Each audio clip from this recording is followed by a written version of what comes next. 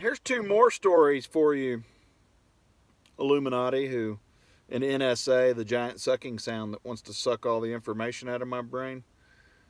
And obviously, by now, you're starting to realize that you were set up big time. You're not going to get away with this, NSA. Okay. I just want you to know that. So whenever I came home from the army on leave, right? No, this was when I came home from the army for good. I was in really good shape, right? I'd already had a lot of practice outrunning the cops because in Korea they had a curfew, and if the MPs or the KPs, which is the Korean police, seen you out at night, they would late past curfew they would arrest you. So I always ran. Okay. Of course, nobody else would run. I was the only one that would run, and they would get caught, and then they would rat me out, right? Which I didn't get as much trouble because the platoon sergeant would be like, "Why didn't y'all run?" Or the first sergeant or whatever. It was the third time that got me. They gave me a curfew violation, Article 15, and all that stuff. We were just having a good time, and I mean, we could outrun we were like the only unit in Yongsan that actually went and ran every morning, right? And I was like, why aren't y'all running? Am I the only person that knows how to run when the cops show up?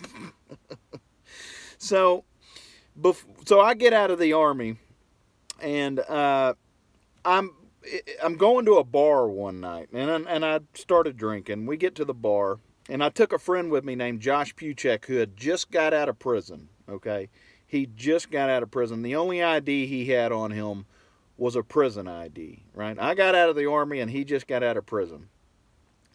So we go to this bar named Rock in Newtonies, okay, in Seabrook. And they got big ass beer night there. And I used to have my own mug. And if you bring your own mug, you could drink, $1.99 beers or whatever it was. And I drank a bunch of beer. But I wasn't drunk or too drunk to drive. I was good, right? But on the way back, we're coming back, I was speeding, right? And so a cop gets behind me, and I'm like, shit. And I start calculating, in my mind, man, I'm going to get a DWI because I'd had enough to blow over, right? But I wasn't anywhere in the and I'll prove that here in a second. I wasn't anywhere in the vicinity of being too drunk to drive. Personally, what I feel is too drunk to drive. I was driving safe. I know what the difference is when you should drive and when you shouldn't drive, okay? And if you think I was too drunk to drive, just listen to the rest of the story. So I stop. I pull over in front of 24-Hour Fitness is the name of the building that I pulled next to. And I looked over at Josh, and I said, I'm running. You better run too. And he didn't say a word. He just looked at me like, sure. Kind of like that look, And I started counting. I said, open the doors on 3. 1, 2, 3. Both of us opened the doors, and we were gone. Okay. He lost his shoe about 2 feet from the truck and came back and got it. Okay. They were so focused on getting me, they didn't even ever realize that he was in the truck. So I start scooting across the parking lot, right? In the cars behind me. So I would flip back. He got back in his car and he started chasing me in the car. I'd flip back to the back side of the car. So he's doing circles. So he'd flip around. About the third time I slipped and fell, and he almost ran me over. And I got up and I ran behind 24-Hour Fitness, and there was a ditch there and it had water in it. And I zigzagged the ditch. I went back and forth across it because I knew they were going to bring the dogs, right? So I zigzagged the ditch, and then I came back up the way that, kind of off catty corner away from where I'd started. And I went into a neighborhood, and I got under a truck, and I hid in this neighborhood. And I called my dad, and I said, hey, he's like, I already know. They're calling me. What's going on? I said, well, I'm outrunning the cops right now. Threw up while I was under the truck while I was talking to him. So, because I just ran and had all that beer in me and stuff. So I'm under this truck hiding from the cops. And I waited there for about 30 minutes. It was freezing its ass off that night, right? I'm cold. And the cop went around. So what I did, I seen him. He came around. And then what I did was I went back to where it all started, right? Because I knew they were setting up their perimeter right then, right? Because I have that sixth sense. That's really good. So they started setting up their perimeter to try to catch me. And I went back to where it all started because I knew that's what they were doing. And behind 24-hour fitness, there was a cold water pipe and a hot water pipe, right? That ran all the way up the top of this building. It was probably, 50 feet up in the air. I grabbed the cold water pipe and the hot water pipe. I put my feet up against the wall and I walked up the wall and got on the roof of 24-hour fitness and stood up there for 3 hours that night watching the cops look for me while I talked on my dad with my dad. Hey, yeah, I'm good. they don't know where I'm at. I'm actually on top of 24-hour fitness right now watching them look for me. And so, swear to God, true story. So about 3 hours go by and I get cold enough. I'm like, fuck this shit, right? I'm freezing my balls off. And I was going to wait until in the morning for him to come pick me up, just shimmy on down, but it's about 5 in the morning. And so I go down, I get down, and I start walking home, which is about 10 miles, right? So 528 goes to Alvin, right? So I got a quarter of the mile off of the road. I wasn't on the road. I was off of the road a quarter of a mile, walking through pastures, jumping fences and stuff, walking back to Alvin. Nobody could see me, right? And I get up to a creek. And I was either, get my phone wet and all that and swim and everything, or cross the bridge, go to the road and cross the bridge. So I went to the road and I look around, everything's clear, and I start crossing the bridge. And I get 3/4 of the way across the bridge and I got a floodlight behind me. And it's the cops again. So I'm beat up at this point. I mean, I've ran my ass off all night long. I'm in all kinds of beat up shape, right? I'm sore, I'm hurting, I'm sweaty, I'm thirsty, and I'm still on the run. So I get 3/4 of the way across the bridge, the cops show back up, I jump over the median, and about a 10-foot drop, okay, and luckily I didn't break anything, and I ran through a pasture and got away again. I was right at the county line where they wouldn't, and by the way, while they were chasing me, they came to my dad's house and beat on his window so hard that they broke the window, right? Assholes. So I go, keep going, and I go to, there's a car dealership there named Ron Carter, okay?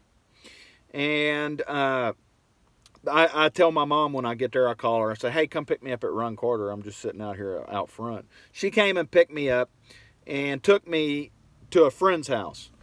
About 3 weeks later, this is when I first met my lawyer, his name's Steve Gonzalez. He's actually the best criminal defense lawyer in Texas. I mean, really, he is. He's got me out of shit that was like, his deal was when you go into the courtroom, you sit there and wait for him until everybody's gone. And you're like, when's my fucking lawyer going to get here every time, And then you realize after about the 4th or 5th time he's got you out of trouble. He shows up at the very end when there's nobody in the courtroom and it's just you, the judge, and the fucking prosecutor. And they start talking about golf and tell me to leave. So you can call that white privilege if you want, but he does it for black people too, okay, motherfuckers? So fuck off.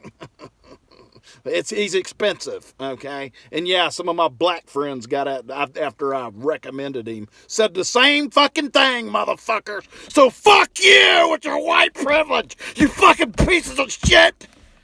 Okay? Now, so about 3 weeks later, this is when I first met Steve Gonzalez, he takes me, or I go talk to him and I tell him the story and he's like, shit. Of course, my cousin, he's already got $500,000 out of my cousin, right? So he's like, hell yeah, this is the best story I've ever heard. Just give me $500, I'll get you out of all this. Because they sent me They sent me a ticket in the mail for failure to change address, right? And speeding in an open container, which was an empty Rock and Newton's beer glass. So I showed him the 3 tickets. Of course, I didn't even have to go to court on that one. He got me out of it. He said the cop that was there that day was pissed. Okay. Because I made that cop look like a dumbass.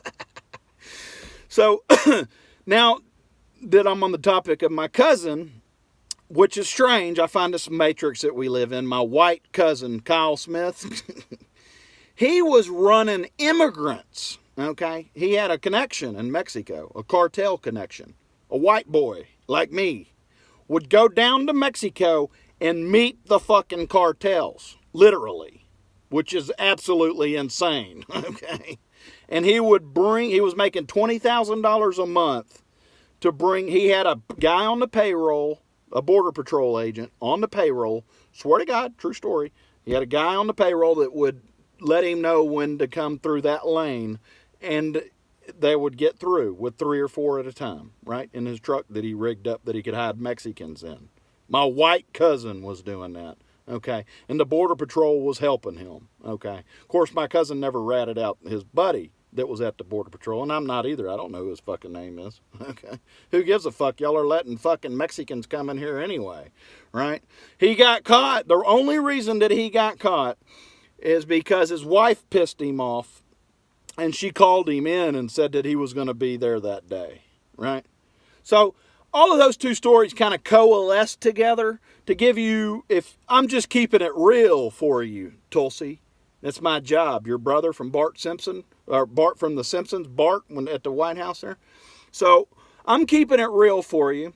And as I said, if you had the money to take it to Steve Gonzalez, the best lawyer in Texas, and tell him that you got into trouble, he'd make sure you got out of it, whether you were black, brown, green, fucking didn't matter what color you were. So these fuckers that think that this white privilege shit is actually legit, they can fuck off, okay?